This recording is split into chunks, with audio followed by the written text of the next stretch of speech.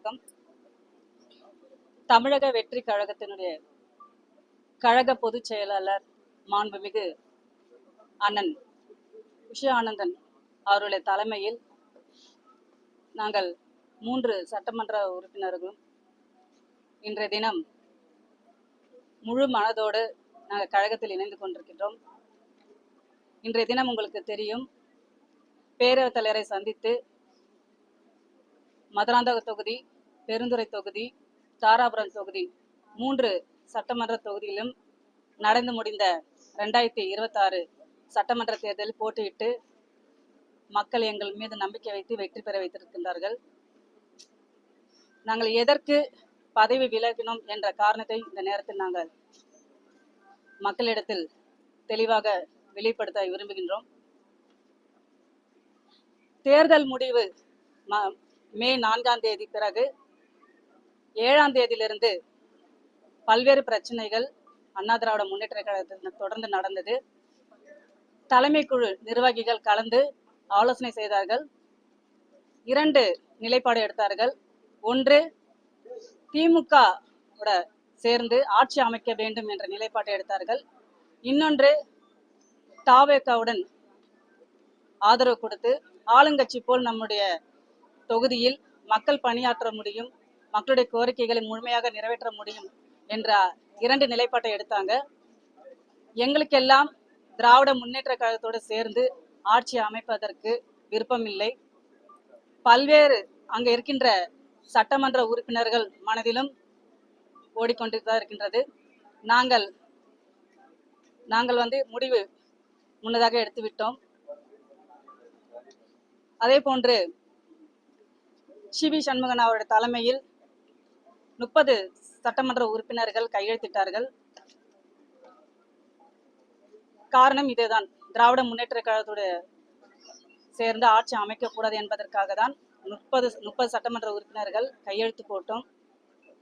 கையெழுத்து நாங்கள் டிவிகேவோட ஆதரவு நிலைப்பாடு தான் நாங்கள் எடுத்தோமே தவிர, நாங்கள் கட்சியில் மாற்றி நாங்கள் கட்சியிலிருந்து விலகி அண்ணா திராவிட முன்னேற்ற கழகத்தில் இருந்துதான் நாங்கள் ஆதரவு கொடுத்தோமே தவிர நாங்கள் கட்சி விட்டு போகவில்லை.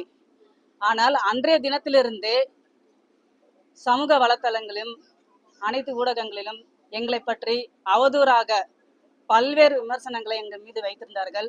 எங்களுடைய நிலைப்பாடு என்னவென்றால், புரட்சி தலைவர் அம்மா அவர்களால் உருவாக்கப்பட்ட அண்ணா திராவிட முன்னேற்ற கழகம் 54 ஆண்டு காலமாக ஒரு வீரநடை போட்டுக் கொண்டிருக்கின்ற ஒரு மாபெரும் இயக்கம்.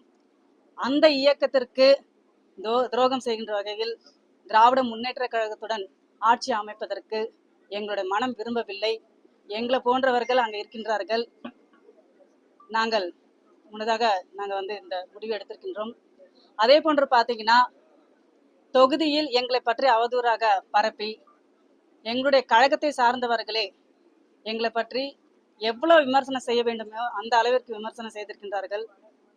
எங்களுடைய நிலைப்பாட்டு என்னவென்றால், ஏற்கனவே எதிர்கட்சி சட்டமன்ற உறுப்பினராக கடந்த 2021 மதுராந்த தொகுதி சட்டமன்ற உறுப்பினர் நானும், பெருந்துறை சட்டமன்ற உறுப்பினர் ஜெயக்குமார் அவர்களும், எங்களுக்கு தான் தெரியும் அதோட கஷ்டம். கடந்த 5 வருட காலமாக எந்த ஒரு மக்கள் எங்கள் மீது நம்பிக்கை வைத்து வாக்களித்து வெற்றி பெற வைத்தாங்க. ஆனால் எங்களால் அவருடைய கோரிக்கைகள் நிறைவேற்ற முடியவில்லை. அதிகார அளவிலும் திராவிட முன்னேற்ற கழகம் ஆட்சியில் இருந்தார்கள். நாங்கள் சட்டமன்றத்தில் பல்வேறு கோரிக்கைகளை வைத்தும் ஒரு 10% வாக்குறுதி 10% கோரிக்கை கூட நிறைவேற்றவில்லை எங்களுடைய மதுராந்த தொகுதியில். அதே போன்றுதான் அவருக்கும். இந்த முறையும் நாங்கள் எதிர்கட்சியாக செயல்பட முடியாது. ஏனால் இந்த நடந்து முடிந்த சட்டமன்ற தேர்தல் 2026 நாங்கள் மக்களை சந்திக்கின்ற பொழுது, கடந்த முறையில் நீங்கள் சட்டமன்ற உறுப்பினராக தேர்ந்தெடுக்க போது எதையும் நீங்கள் செய்யவில்லை, இந்த முறையாவது வெற்றி பெற வைக்கிறோம் நீங்கள் எங்களுடைய கோரிக்கைகள் எல்லாம் நிறைவேற்ற வேண்டும் என்று எங்களிடத்தில் எங்கள் மீது நம்பிக்கை வைத்து என்னுடைய மதுராந்த தொகுதி மக்கள் என்னை வெற்றி பெற வைத்திருக்கின்றார்கள். அவர்களுடைய உணர்வுகளை புரிந்துதான் நாங்கள் இந்த நிலைப்பாட்டை எடுத்திருக்கின்றோம். இது எங்களுடைய தனிப்பட்ட நிலைப்பாடு தான். நாங்கள் சுயநலத்துக்காக எடுக்கவில்லை, சுயமரியாதைக்காகவும் எங்களுடைய தொகுதி மக்களுடைய நலனுக்காக தான் இந்த முடிவை நாங்கள் எடுத்திருக்கின்றோம்.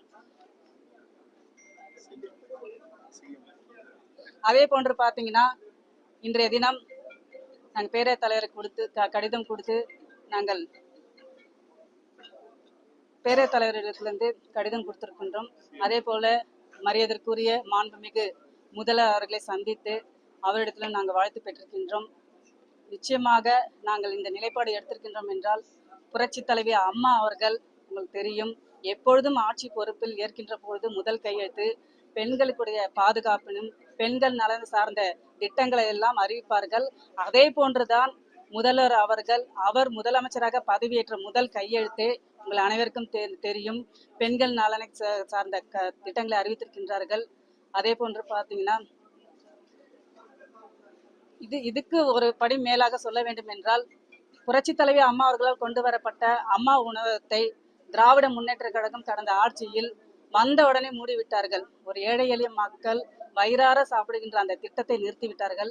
ஆனால் நாங்கள் மக்கள் எந்த மக்களும் கோரிக்கை வைக்கவில்லை. ஒரு தாய் உள்ளத்தோடு புரட்சி தலைவி அம்மா அவர்கள் கொடுத்த திட்டத்தை அவர்கள் மூடிவிட்டார்கள். ஆனால் நம்முடைய முதல்வர் அவர்கள் பதவியேற்ற தினத்தை அம்மா உணவகம் மீண்டும் அமல்படுத்துவதற்காக அறிவித்திருக்கின்றார்கள். இதையெல்லாம் தான் என உணர்வுபூர்வமாக நாங்கள் வரவேற்கின்றோம்.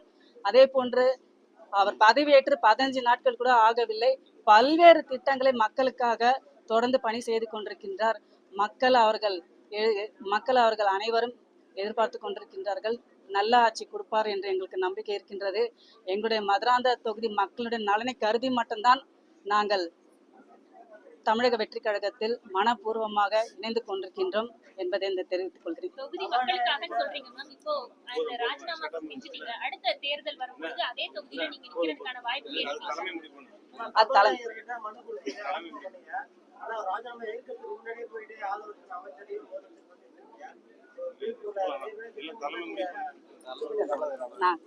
நாங்க எதற்காக பதவி விலகணும் என்ற காரணத்தை உங்களுக்கு நாங்க சொல்லிட்டோம்.